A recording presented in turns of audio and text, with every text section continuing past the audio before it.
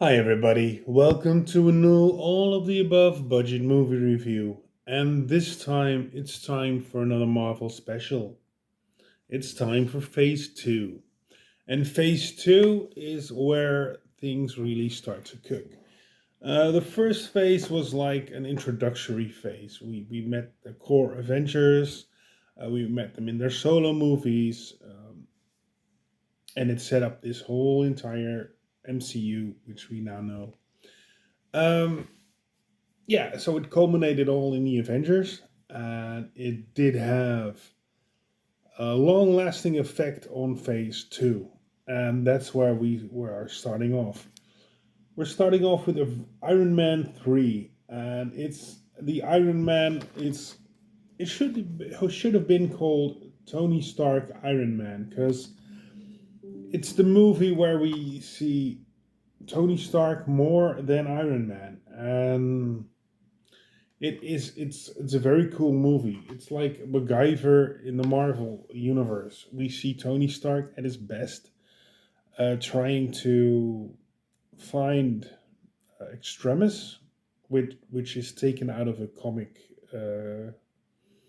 called comic series called Extremis, which was a miniseries in Iron Man in the comics.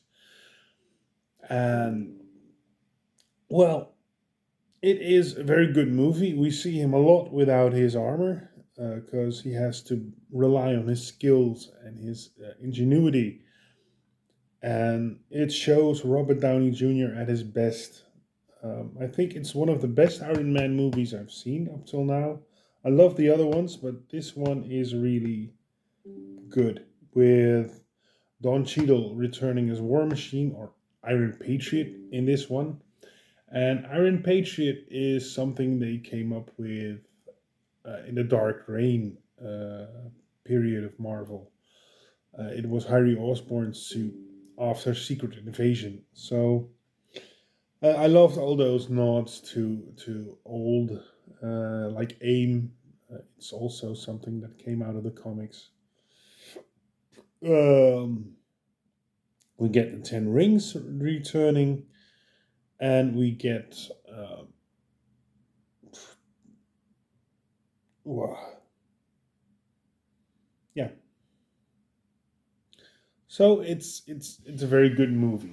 Um, yeah, Iron Man 3. Then my first thought about Thor, the first one. This is the Dark World. This is the second Thor movie.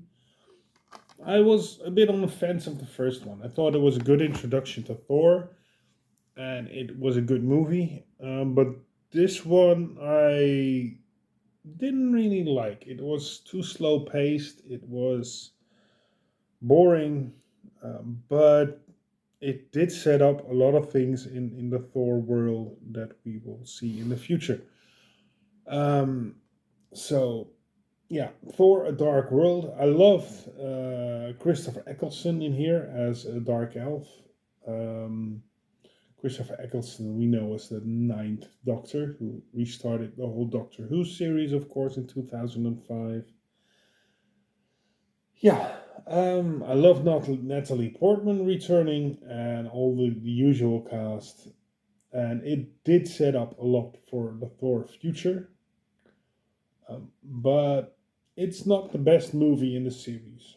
At that moment, I wasn't a big fan of Thor. I loved him in the Avengers. I liked his first movie, but this one, yeah, I just rewatched it to rewatch it for this phase. So then came the second part in the trilogy, Captain America Winter Soldier, and we see, well, yeah, everyone return. And Natasha Romanoff as the Black Widow, of course. We see Nick Fury return, Captain America, but we also see the Winter Soldier and we see the birth of Falcon, who will later have his own series with Falcon, so Falcon and the Winter Soldier. Um, but that's all future. We see Hydra, and we see a big plot and a big twist involving Shield and Hydra. Um, Everything that went on behind the scenes at the Marvel uh, universe. So it's a very good movie, and it really sets up a big thing. That's it. Um, with the Avengers cast. So we get two parts of a new series, and we get end of a trilogy, Iron Man trilogy. The three movies are stopped right there. So we get a second part of Thor, we get a second part of Captain America, and then we get introduced to a whole new bunch of people, and those are the Guardians of the Galaxy. And it was awesome. It was cool, and I was still wondering how are they going to connect the Guardians of the Galaxy to the rest of the MCU? And yeah, because and of course I wasn't that known with the Guardians of the Galaxy, so my first initial thought when I saw this movie being yeah talked about, like they were going to release it, they were going to make it, I thought, why? Nobody knows the Guardians of the Galaxy. Why they shouldn't make a movie about this? But they did, and I watched it and I loved it, and it's awesome. It's kind of the Star Wars for Marvel. It's a kind of space movie, and it has action, it has humor, and it has everything. And good music, of course. I love the music in this movie because the tapes Peter Quill listens to from way back the 80s, of course. It's really launching 80s music. So that's why I love the Guardians of the Galaxy. Again, time for a second part, and this time it's time for a new Avengers movie, Avengers: Age of Ultron, which we see the team for the well at that point the last time we get to meet new characters like the Maximovs, uh, Vision, um, and a whole lot more. It's a very good movie. We see Ultron as an IA robot gone mad, and it has a devastating finale that will echo through in the third phase. Just putting it out there. So the first phase ended with an Avengers movie. So I thought, well, that's a short phase. We're five movies in, and well, the phase is stopped. But no, we got an extra movie, and we got introduced to Ant Man. And this one has humor, action, and a whole lot of fun. Ant Man is one of the original Avengers, also known as Giant Man in the comics, by Hank Pym. Hank Pym, played by Michael Douglas as an older guy who was Ant Man in the past, and Scott Lang, played by Paul Rudd. Sorry, I had to look that one up. Who we also know from Halloween, of course. He played in Halloween 6. But he is the new Ant Man, and he will play Ant Man in the future. So this was a nice way to end Phase 2.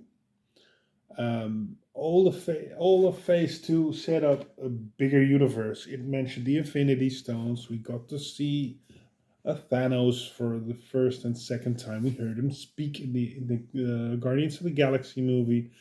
In the Guardians of the Galaxy movie, we also saw some Infinity Stones. And the first three phases were called the Infinity Saga. So now I'm watching the third phase. So after I'm finished with that, I'll do another video for it. Um, But yeah, I loved this phase because it took the first phase. It echoed all the things that happened from that phase, like Tony Stark having PTSD after the things that happened in New York, the first Avengers movie.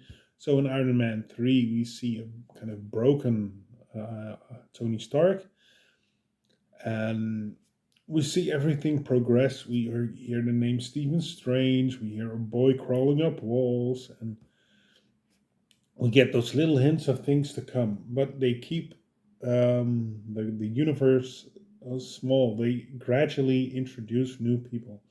We get a mention of Wakanda, but we don't hear of Black Panther yet. Um, so I'm very curious to see where it's going. So I'll keep watching, and yeah, curious to know what did you think of Phase Two of the MCU. Leave a comment down below. If you want to subscribe, you can subscribe, and if you want to like it, like it. And that leaves me to say thank you for watching, and see you next time.